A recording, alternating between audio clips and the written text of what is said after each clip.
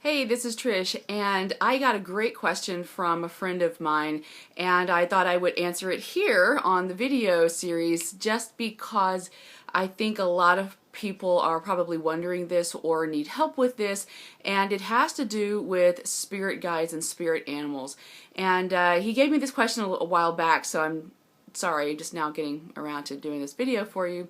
But I did answer him rather immediately. And the question basically was, he wanted to know, is there a good website where he could find out what his spirit animal is? And my answer was a very quick, perfunctory no. I mean, sure, I'm sure there are plenty of websites out there. I'm sure there's probably a Facebook quiz you can take, but that's not real. I mean, that's not going to actually give you a clue into what your personal spirit guide is, for spirit animal. See, the thing is that the bad thing about religion is that, well, there are many bad things about religion, but one of the bad things about religion is this idea that what you need to be spiritual or to have a connection with a higher power comes from outside of you that you have to absorb in. Like, you have to have a Eucharist and you have to take that in. No, that's not what it is. You have to do the rosary, you have to have the beads, or the even in Buddhist like mala beads or whatever. No, you don't have to have that. Your spirit guide is something that you intrinsically need and resonate with.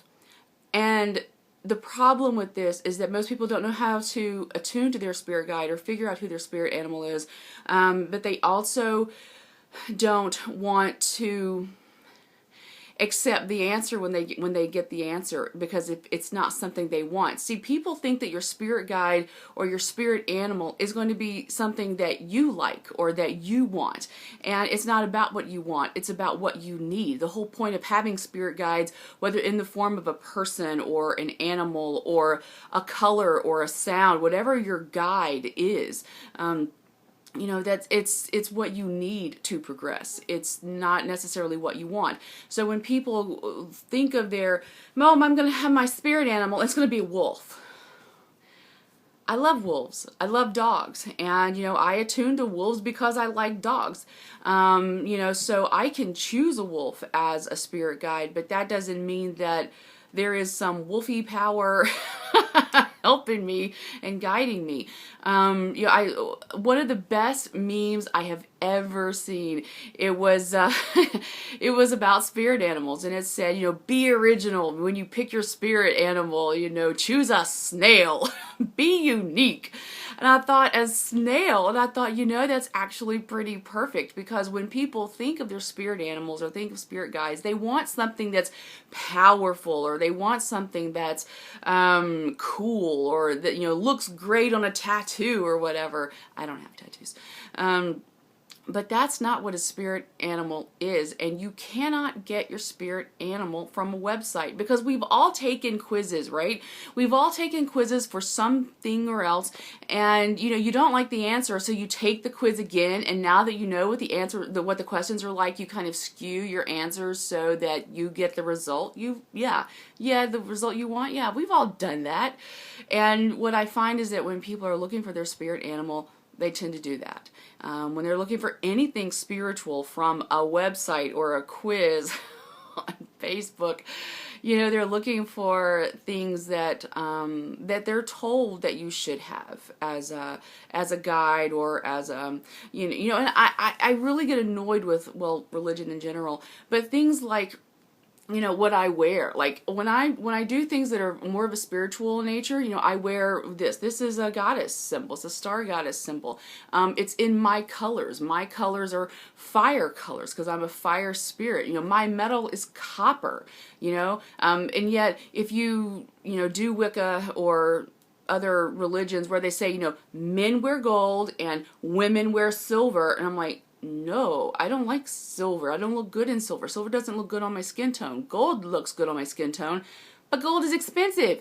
And it's not that I like gold per se. Like, I don't want shiny gold. I want like an 8 or 10 karat gold. I want an older antique gold. I don't want something that's bright and shiny that looks like it's actually might be fake. And even then, it's just gold is yellow, and yellow's not my color. Fire, red, copper, those are my colors. So if I'm going to do gold, it's going to be a rose gold.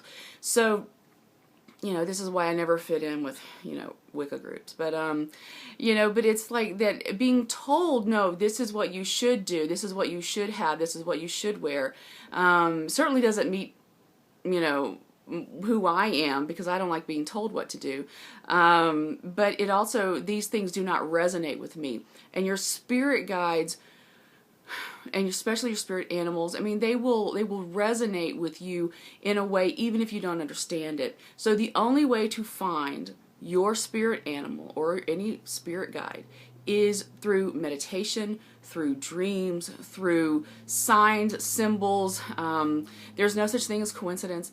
Things happen for a reason. So there are many different ways that your spirit guides, in whatever form they take, will come to you if you allow them. Now, how can you allow them? First of all, if you want to raise your energy level, which is how you'll start to come in tune with your spirit guides, you have to raise your energy level. Get away from the TV, stop, because the TV is negative. You will never ever be a happy person if you watch TV, especially the news. So get rid of the TV. You need to meditate. Like, you know, I hear people say all the time, oh, I do yoga. Are you meditating? Do you do a meditation? Well, no, I don't have time for that. Well, then you're not doing yoga, because real yoga is a physical practice for meditation. You know, just like martial arts, these are physical practices for spiritual paths, and yoga is the exact same way. So you have to have meditation. You have to think on this. The problem, of course, is that most people can't go 5 minutes without suddenly feeling either jittery or panicky, or they can't go, you know, a minute without looking at their phone. So meditation is hard for a lot of people. But maybe if you start with 5 minutes. I have a lot of meditations here on my channel that I've done using music that I wrote. Feel free. If you can't do a 5-minute meditation, I have lots of 1-minute meditations. Just spend that 1 minute focusing, right? And focusing and kind of get in that zone. That's going to help raise your energy. As you become more calm, you'll raise your energy. Another way of raising your energy is to stop eating so much meat. Americans eat way too much meat anyway. Now, trust me, I am not vegetarian. I'm Irish and Scottish. You know, vegetarianism is not meant for my body. However, I can recommend being vegetarian-ish, at least for this time that you are trying to raise your energy. And this could be for a week, it could be a few weeks. Rather than eating meat 3 times a day, eat meat once per day. You know, save the meat for the evening time, because you need the protein. And, you know, vegetarianism, I don't think is a good path for most people's bodies anyway, certainly not mine. But, you know, if you're going to eat meat, you might want to stick to something like chicken rather than beef. If you want to, or eat fish, but save it for the evening when you need that protein, you know, to carry you through your evening fast through the night. And then you wake up, you know, you have your breakfast, you're breaking the fast, yeah. So lay off the meat, meditation, get away from the television, back away from the news, because it's not news. What, people are killing each other over what? Religion and ideology? Trust me, that's not news. That's been going on for thousands of years, so you're not missing a whole lot. You know, but your spirit guides will come to you if you allow them, and when they come to you, they're most likely going to be what you don't want, what you don't like, what you never thought they would be like, because they're there to give you what you need. You know, they're not there to be your buddy or your pal, and they're not there to go shopping with you at the mall. Your spirit guide is there to guide you and to help you. And the only way they can do that is to be what you need, and you may not necessarily like it. So your spirit animal is going to be an animal that will give you the lesson that you need. Your spirit guide will be a guide of some form or fashion that will be there to help you through the karmic events of your life. And there's really not much more to say. I mean, they're there to help you. They're not there to kiss your ass. So when you are trying to discover what your spirit guide is, you need to allow them and not work so much to try and find what they are, what they're going to look like, what they'll be like, what they'll sound like, etc. Open yourself up to receiving them and receiving their information and receiving their help. That's how you'll get to know your spirit guide. And it can be in the most odd way. It can be the most odd thing. Maybe you do have a life that's too fast. And maybe the snail is the exact spirit guide you need because they're there to help you with the lessons and to help move you through the karmic challenges that you need to go through in this lifetime. If it being with this, a snail by my side or going through some of this karmic bullshit by myself, I'll take the snail. Because sometimes a wolf, as powerful as a wolf is, sometimes it's not power that you need. Maybe the serpent is the best spirit guide for you because you need that. Because a serpent represents knowledge. Serpent's not bad. That's only in, Western culture that serpents are bad.